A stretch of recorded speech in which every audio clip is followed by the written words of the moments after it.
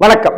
Hat-trick வெற்றி அப்படின்னு சொல்லுவாங்க. அதாவது ஃபர்ஸ்ட் வெற்றி, அடுத்தாப்புல வெற்றி, அதுக்கு அடுத்தாப்புல வெற்றி அப்படின்னு சொல்லிட்டு ஹார்ட்ரிக் வெற்றின்னு சொல்லுவாங்க. ஆனால் இந்த ஹார்ட்ரிக் வெற்றியை இப்போது சுவைத்துக் கொண்டிருக்கிறார் இயக்குனர், நடிகர், தயாரிப்பாளர் சசிகுமார் சார். சசிகுமார் சாருக்கு தொடர்ந்து பல வருடங்களா தொடர்ந்து பல படங்கள் வந்துகிட்டே இருக்கு, தந்துகிட்டே இருக்காரு. அதுதான் சசிகுமார் சாருடைய பிளஸ் பாயிண்ட். ஏன்னா தமிழ் சினிமா உலகத்துல சசிகுமார் சாருக்குன்னு ஒரு தனி இடம் இருக்கு, தனி மார்க்கெட் வேல்யூ இருக்கு. சசிகுமார் சார நம்ம வீட்டு பையன்யா, நம்ம வீட்டு தம்பியா, நம்ம வீட்டு பிள்ளையாது அப்படின்ற மாதிரி ஒரு கொண்டாடி கொள்கிற அளவுக்கு அந்த முகம் அவ்வளவு பாந்தமான ஒரு அந்நியமான முகம் இல்லாததுதான் சசிகுமார் சாருடைய முதல் வெற்றி. சசிகுமார் சார் எடுத்துக்கொண்டிருக்கிற ஒவ்வொரு கதாபாத்திரங்களுடைய வடிவமைப்பும் கூட ரொம்ப இயல்பானதும், அன்பை விதைக்கிற விஷயங்களாகவும், நட்பை உன்னதமாக போற்றுகிற விஷயமாகவும் இருக்கிறதும் கூட காரணம். அது மட்டும் இல்லாம இயல்பாகவே சசிகுமார் சார் அப்படித்தான். என்னுடைய இனிய நண்பர் அவர். அந்த சசிகுமார் சாருக்கு சுப்பிரமணியபுரத்தினுடைய வெற்றி இன்னும் 100 வருடங்கள் கூட அவரை கொண்டாடி கொண்டே இருக்க வகையில தான் இருக்கும். அதே போல பசங்க அப்படிங்கிற ஒரு திரைப்படத்தை தயாரித்த வகையில ஒரு கம்பெனி புரொடக்ஷன்ஸ் தயாரிப்பாளர் சசிகுமார் அப்படிங்கிற ஒரு பெயர் சரித்திரத்தில் இடம் பிடித்தே தீரும். அதே போல சுந்தரபாண்டியன் அப்படிங்கிற ஒரு படத்தை கொடுத்த வகையிலையும், அசுரவதம்ங்கிற மாதிரியான படங்களை கொடுத்த வகையிலையும் சசிகுமார் சார் ஒரு தனி இடம் பிடித்து மார்க்கெட் வேல்யூ உள்ள ஒரு நடிகராக தனக்குன்னு ஒரு வட்டத்தை அழகாக வைத்துக்கொண்டு அதை இன்னமும் மேனேஜ் பண்ணிட்டு இருக்கிறாருங்கிறது தான் இந்த சினிமா உலகிற முக்கியமான விஷயம்.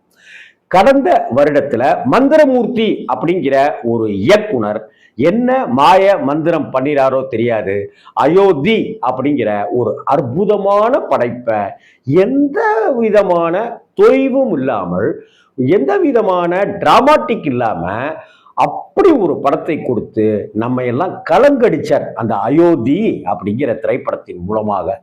அங்க சசிகுமார் அவர்களுக்கு முதலாக, அதாவது ஒரு கேப்புக்கு பிறகு ஒரு அட்டகாசமான வெற்றி கிடைச்சது.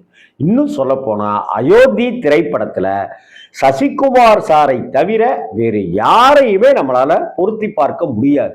ஏன்னா அவ்வளவு இயல்பான மனிதர், அன்பான மனிதர், அட்டகாசமான நண்பர் சசி சார். அந்த அயோத்தி திரைப்படத்திற்கு பிறகு கருடன் திரைப்படம் அப்படிங்கிற ஒரு படம் வருது. இந்த படத்துல சூரிதான் கதாநாயகன் அப்படின்னு சொன்னாலும் கூட உன்னி முகுந்தன் அப்படிங்கிற கேரளாவிலிருந்து வந்திருக்கிற ஒருவர் இன்னொரு பக்கபலம் அப்படின்னாலும் கூட திடீர்னு சசிகுமார் சார் அழைக்கப்படுகிறார், அந்த கதாபாத்திரத்துக்கு கேட்கப்படுகிறார், அந்த கதாபாத்திரத்தை சூரிக்காக அவர் ஒத்துக்கொள்கிறார். ஆனால் படம் அந்த சசிகுமார் சாருடைய கதாபாத்திரம் வேற யாரையுமே பொருத்தி பார்க்க முடியாத அளவுக்கு அமைஞ்சுது. ஏன்னா சசிகுமார் சாருடைய இயல்பு அதுதான். சசிகுமார் சாருக்கு கிடைத்த நீண்ட காலத்துக்கு பிறகு கிடைத்த தொடர் வெற்றி, அயோத்தி வெற்றிக்கு பிறகு கருடன் திரைப்படம் இன்னொரு வெற்றியை அவருக்கு கொடுத்துச்சு. அதே போல இரா சரவணன் அப்படிங்கிற என்னுடைய நண்பன், என்ன இரா சரவணன் தான் என் எழுத்து மேல ஒரு ஈர்ப்பு வந்து என்னை விகடன்கிற கோட்டைக்குள்ளார கூட்டிட்டு வந்து விகடன்ல என்னை வேலைக்கு சேர்த்து விட்டாப்ல. அந்த இரா சரவணன் கும்பகோணம் பக்கத்துல இருக்கிற ஒரு கல்லூரிக்கு சசிகுமார் சாரை கொஞ்சம் பேச கூட்டிட்டு வாங்க சார் அப்படின்னு என்கிட்ட சொல்ல, நான் சசிகுமார் சார்கிட்ட நல்லா நட்பா இருந்த ஆரம்ப கட்டத்துல அவர்கிட்ட சொல்ல, அவர் அப்ப திருவனந்தபுரத்துல கேரளாவில் ஒரு ஷூட்டிங்ல இருந்தவர். கேரளாவில இருந்து நேரா திருச்சி ஏர்போர்ட்டுக்கு வந்து அங்கிருந்து கார்ல வரும்போது எங்க வீட்டுக்கு வந்துட்டு அப்படியே நானும் அவரும் சேர்ந்து கும்பகோணம் போய் அந்த கல்லூரியில கலந்துக்கிட்டு விழாவில் பேசி முடிச்சிட்டெல்லாம் நாங்கள் வந்ததெல்லாம் மறக்கவே முடியாது. அப்படி இரா சரவணனுக்கும் சசிகுமார் சாருக்கும் நட்பு ஏற்பட ஏதோ ஒரு வகையில் நானும் ஒரு காரணமாக இருந்தேன்றது எனக்கு சந்தோஷம். அந்த சசிகுமார் சாரை வைத்து உடன்பிறப்பே திரைப்படத்துக்கு பிறகு நந்தன் திரைப்படத்தை நண்பன் இரா சரா உருவாக்கினான். அந்த நந்தன் கதாபாத்திரமாகவே வாழ்ந்தார் அந்த திரைப்படத்துல அப்படின்னு தான் சொல்லணும். கூழ்பானை அப்படிங்கிற கதாபாத்திரத்துல ஒரு கிராமத்துக்காரனாக, வெள்ளந்திக்காரனாக, எதுவுமே இல்லாதவனாக, பாசாங்கே இல்லாதவனாக, மோசம் செய்யாதவனாக, மோசம் செய்தாலும் பொறுத்து கொண்டு சகித்துக் கொள்கிறவனாக அந்த வாழ்ந்துட்டாரு அப்படின்னு தான் சொல்லணும். அந்த திரைப்படத்துல நந்தன் திரைப்படத்துல சசிகுமார் சாருடைய அர்ப்பணிப்பு தான் படத்துக்கு கிடைத்த மிகப்பெரிய எனர்ஜி பூஸ்டர்.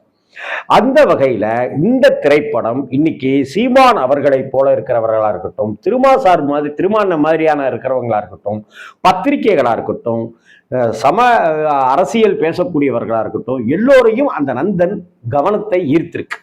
நான் அந்த நந்தனார் திரைப்படம் ஜெமினி எஸ் வாசன் அவர்கள் தயாரித்த நந்தனார் திரைப்படம் வந்ததும் 82 வருஷத்துக்கு முன்னாடி, நந்தன் திரைப்படம் வந்ததும் ஒரே செப்டம்பர் மாதம் 20ஆம் தேதி அன்று தான் அப்படிங்கிற ஒரு வீடியோவை நான் பதிவு செய்தது கூட சசிகுமார் சார் அவர்கள் ஒரு பேட்டியில அதை குறிப்பிட்டு சொன்னார். அவர் இப்படி சசிகுமார் சாருக்கு அயோத்தி திரைப்படம் ஒரு ஜானர், அது ஒரு வெற்றி.